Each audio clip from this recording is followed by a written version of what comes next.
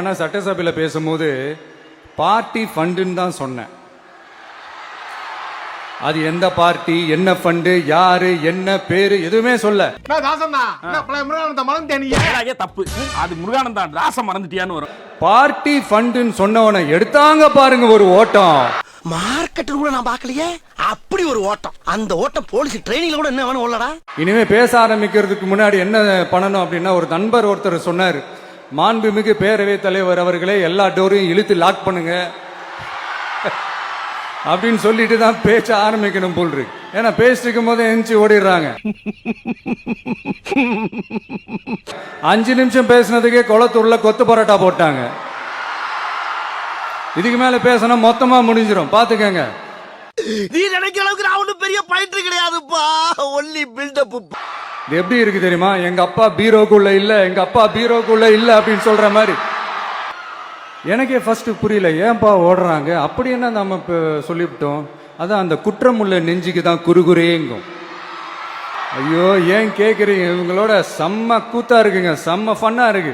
நீ ரொம்ப ஓவரா போயிட்டு இருக்க, ரொம்ப ஓவரா போயிட்டு இருக்க. என் பொறுமைக்கு ஒரு அளவு இருக்கு. உன்னை எல்லாம் இறக்கப்பட்டு விட்டுட்டு இருக்கடா. என்ன நடந்துக்கிட்டு இதை என்னோட வீட்டு பக்கம் கந்த வாயிரு மணியா. டேய் பாத்துடா அம்மா.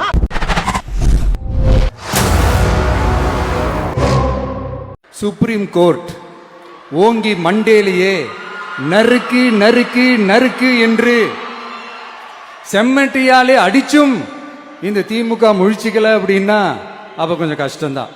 நீ மாறவே மாட்டியாடா. அது எப்படிப்பா உடம்போட ஊர்னது மாறும்? உப்பு தண்ணில ஒரு வாரம் உன்னை ஊற வச்சு 4 தட்டு தட்டினா எல்லாம் மாறிடும். வெற்றி தோல்வி எல்லாம் அரசியல சகஜம் சார். அதுக்காகலாம் வெறி பிடிச்சி இந்த பதவி வெறி பிடிச்செல்லாம் அலைய தேவையில்லை. நல்ல விதமாவே சொல்றேன், நியாயமான அரசியல் பண்ணுங்க. ஓ அதுதான் உங்களுக்கு தெரியாதுல்ல. இந்த மாதிரி கெட்ட வார்த்தையில பேசாத. செத்து போன்னு சொல்லி சாகுறேன். நேர்மையா இருந்தா என்னடா அர்த்தம்? அதுக்கான பொது வழக்கிட்டு வந்த இதுக்கு தான் வந்திருக்கிற. இந்த தீய சக்தி திருத்தவும் முடியாது, அவங்களா திருந்துவாங்கன்னு பார்த்தா அதுவும் நடக்க போறதில்ல. அதனால வரப்போற இடைத்தேர்தல மக்களே இந்த தீய சக்தி திமுகவை நல்லா வெச்சு வெளுத்து விடுங்க.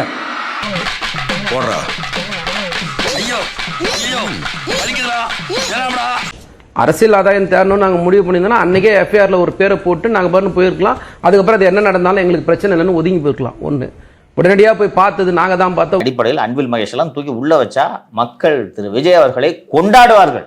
அதுவும் கரூர்ல போய் அழுததுக்கே 2 கேஸ் தனியா போடணும்.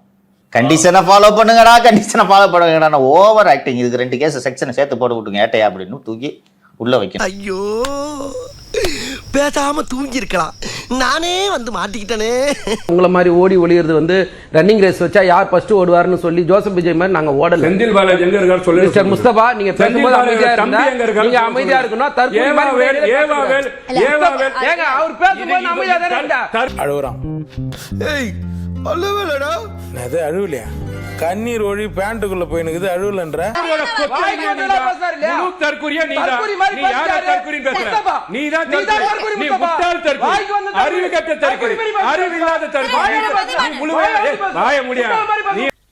என்ன குருநாதா உங்களுக்கு புது ஐட்டம் அறிஞ்சிருக்காங்க?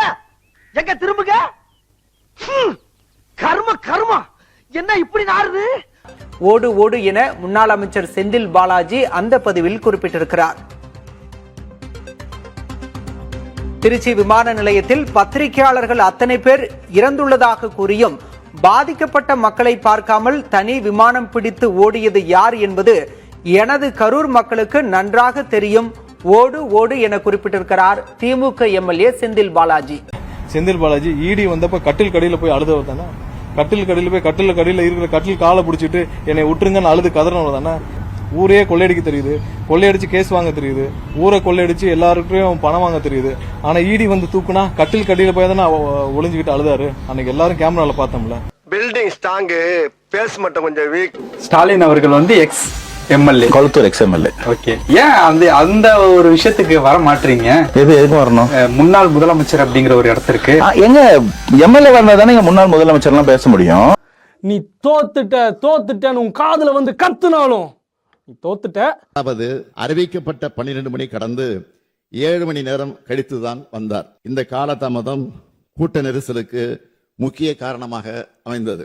நாமக்கல் அந்த மீட்டிங் முடிச்சுட்டு கரூர் வரும்போது அந்த கரூர் போலீஸ் எங்களை அலர்ட் பண்ணிருக்கலாம்ல. எதிர்பார்த்ததை விட கொஞ்சம் கூட்டம் அதிகமா இருக்கு, கண்ட்ரோல் பண்ண முடியல, வராதீங்க. அண்ட் போலீஸ் நினைச்சா அவங்க அந்த மீட்டிங்கே கேன்சல் பண்ணலாம். நான் நினைச்சா பண்ணலாம் சார், ஆனா பண்ண மாட்டேன். ஏதோ தப்பா இருக்கு, ஏதோ தப்பா தோணுது அப்படின்னு நினைச்சிட்டாலே, ஆனா அதையெல்லாம் எதுவுமே செய்யாம அந்த ஹைவேல இருந்து அந்த ஸ்பாட்டுக்கு போலீஸே எங்களை உள்ள கூட்டிட்டு வந்து விட்டு அந்த நாடகம்லாம் இருக்கு பாருங்க. என்னப்பா செய்யறது, விதி விளையாட்டுச்சப்பா. நாயே, நீ விளையாண்டு போட்டு விதி மேலேண்டா பழி போடுற, உன்னை அப்படியே குத்துறா. இப்ப உதயநிதி என்ன சொல்றேன், எதிர்கட்சி தலைவர், மாண்புமிகு எதிர்கட்சி தலைவர், முன்னாள் துணை முதல்வர். நான் சொல்றேன்னா இல்லையா, சட்டப்பேரவைக்குள்ள வரும்போது முன்னாள் முதல்வர் யாருன்னு பார்த்தா எங்களுக்கு ஓபிஎஸ் தான் கண்ணுக்கு தெரியுறாரு. இவர் எம்எல்ஏ ஜெயிச்சாருன்னா பரவாயில்ல, திருச்சி நீங்க சொல்லுங்க பாத்துருவோம். பந்தயத்துக்கு நான் ரெடி. இந்த யாரும் அந்த இலவச வேட்டி சேலையோட தரத்தை யாருமே பாக்குறது இல்லை. தெளிவா பேசுறீங்க. அதோட நோக்கம் அந்த நெசவாளர்களுக்கு வாழ்வழிப்பதற்காக. அவங்களுக்கு வருஷத்துக்கு ஒரு தொழில் கூலி, அவன் நெஞ்சு கொடுத்தானா அவனுக்கு கூலி. அது அவங்ககிட்டே கொடுக்காம ராஜஸ்தான்லேருந்து போய் வேட்டி சட்டை வாங்கிட்டு, வேட்டி புடவை வாங்கிட்டு வந்துடுறது. அவங்க அங்க போய் வாங்கிட்டு வர உங்க கிட்னி வித்துக்கு தெரியும். என்னடா இப்படி வியாபாரம் பண்றீங்க? ஜவுளி மற்றும் கைத்தறி துறையில எல்லாம் இவ்வளோ காசு இருக்குன்றதே எனக்கு தெரியாது தம்பி. ஏதாவது ஒரு துறைன்னு நினைச்சுக்கிட்டு இருந்தேன். அவ்வளவு அடிச்சிருக்காரு காந்தி. சரி சரி, போட்டு விட்டா ஜச்சம்மா கடையை காலி பண்ண போகுது, ஜோலி முடிஞ்சு. அண்ணன் திரு செந்தில் பாலாஜி அவர்கள் இன்னைக்கு வரைக்கும் அந்த போக்குவரத்து கழகங்களில் வேலை வாங்கி தரும் அந்த மோசடி வழக்கில் இருந்து வெளியே வர முடியாமல் தவிக்கிறார் என்றால் அந்த வழக்கை அன்று அவ்வளவு சிறப்பாக புலனாய்வு செய்த அதிகாரிகள் தான் காரணம். அவங்க கிரியேட் பண்ண ரெக்கார்டு உச்ச நீதிமன்றம் வரைக்கும் போய் கூட அவரால் வெளில வர முடியும். கத்துக்கிடணும் ஐயா, கத்துக்கிடணும், தம்பி கிட்ட இதை கத்துக்கிடணும். நீங்க இந்த கேஸ் எல்லாம் போட்டு நெருக்குனீங்கன்னா அறிவாலயத்தை காலி பண்ணிட்டு உதயநிதியும் அவங்க அப்பாவையும் தவிர மொத்த பேரும் வந்துருவாங்க தாவேக்காவுக்கு. நாங்க யோசிக்கிறது கூட பின்னாடி இருந்து அணியே காணும். கடை காலி ஆயிடும். இப்போ ராயப்பட்டால அந்த அவை சண்முகம் சாலையில் அந்த கட்டடம் காலியா இருக்குல்ல, எந்த கட்டடம் தெரியாது சார். அந்த கட்டடம் காலியா இருக்கிறது மாதிரி அங்கேயும் டேடி சந்தா இருப்பாங்க. பழனிசாமி, மிதுன் பழனிசாமி, அறிவாலயத்திலையும் டேடி சந்தா இருப்பாங்க. மீதி மொத்த பேரையும் தூக்கிட்டீங்கன்னா அவ்வளவுதான். இன்னும் 20 வருஷத்துக்கு ஆண்டுகிட்டு போங்க, அவங்களை யார் வேணான்றது. துணைக்கு நான் தான், உன் துணைக்கு நான் தான், என் துணைக்கு நீதான், என் துணைக்கு நீதான். ஒன்று 5 வருஷம் திமுக அடிக்கக்கூடிய கொள்ளைகளுக்கு, முறைகேடுகளுக்கு, திருட்டுத்தனங்களுக்கு துணை போன அதிகாரி இன்னைக்கு எப்படி திடீர்னு திமுக அமைச்சர்கள், தலைவர்களுக்கு எதிரி ஆயிடுவாரு சொல்லு? அவன் இன்னும் திருந்தல மாமா. போடு